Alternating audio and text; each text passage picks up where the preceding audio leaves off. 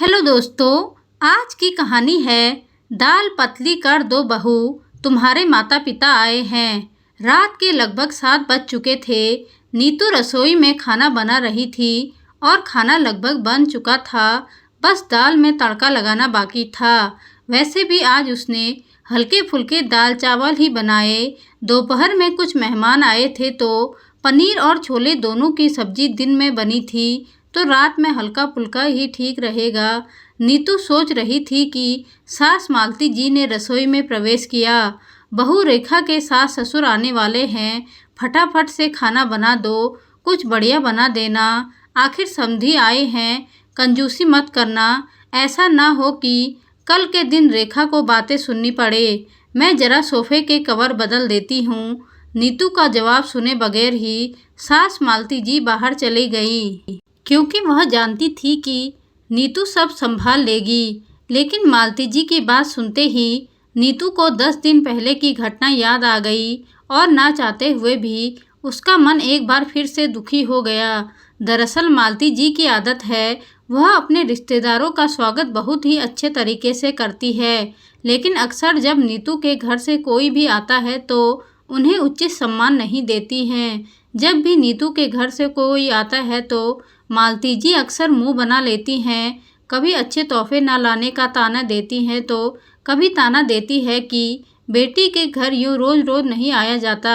कभी बची हुई मिठाई उनके आगे रख देती है तो कभी कोई ऐसी बात जो नीतू को दुखी कर देती है। लेकिन पिछली बार तो हद हो गई, जब नीतू के माता पिता अचानक बिना किसी पूर्व सूचना के आ गए तो मालती जी ने दोबारा खाना न बनवाकर दाल को पानी डालकर पतला करने का आदेश दे दिया और दोपहर की पड़ी हुई सब्जियों में छौंक लगाकर गर्म करने को कह दिया।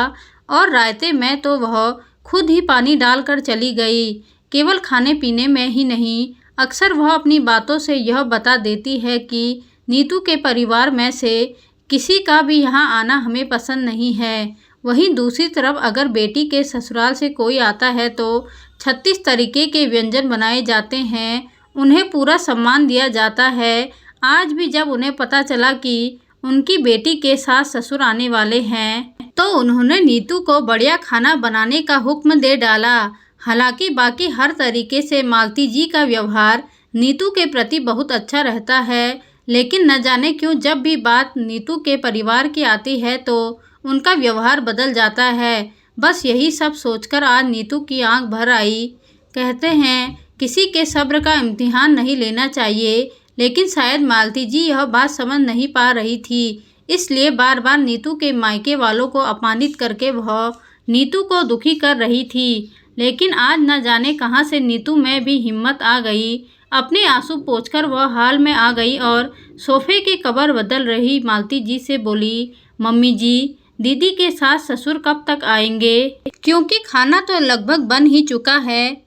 अरे अभी तो तुझे बोल कर आई हूँ, इतना जल्दी खाना कैसे बन गया? मम्मी जी वह क्या है ना, दाल चावल तो बन ही गए हैं। दाल में पानी डालकर उसे पतला कर देती हूँ, रायते में भी पानी डाल देती हूँ और दोपहर वाली जो पनीर और छोले की सब्जी बची पड़ी है ना, उसे भी थोड़ा सा फ्राई करके तड़का लगा दूंगी। और पूड़ियों का आटा तो दोपहर का बचा हुआ पड़ा ही है, तो एक्स्ट्रा खाना बनाने की कोई ज़रूरत ही नहीं है।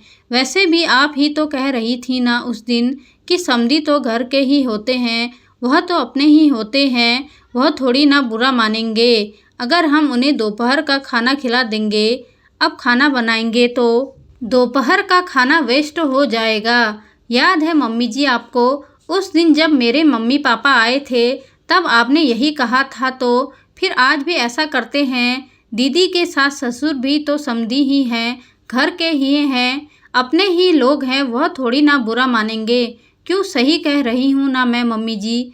नीतू की कही हुई बात आज मालती जी को आईना दिखा रही थी और उन्हें यह एहसास करवा रही थी कि आज तक जो वह नीतू के परिवार के साथ कितना गलत कर रही थी। शायद इसलिए नीतू से इतना सब सुनने के बाद आज नीतू से आंख मिलाने की उनकी हिम्मत नहीं हो रही थी। लेकिन फिर भी गलती का एहसास होने पर गलती को ना मानना यह मालती जी की फितरत नहीं थी। इसलिए चंद ही मिनटों बाद उन्होंने चुप्पी तोड़ते हुए नीतू से कहा, बेटा पहले तो आज तक जो गलत व्यवहार मैं तुम्हारे परिवार के साथ करती आई हूँ उसके लिए मुझे माफ़ कर दे। और दूसरी बात, मैं तुमसे वादा करती हूँ कि जिस तरीके का व्यवहार रेखा के ससुराल वालों के साथ मैं करती हूँ, जिस तरह उन्हें मान सम्मान देती हूँ, वही समान सम्मान से और वही अपनापन अब से मैं तुम्हारे परिवार को भी दूंगी। देर से ही सही, लेकिन मुझ पर गुस्सा करके मुझे बातें सुनाकर सही राह दिखाने के लिए थैंक यू बेटा।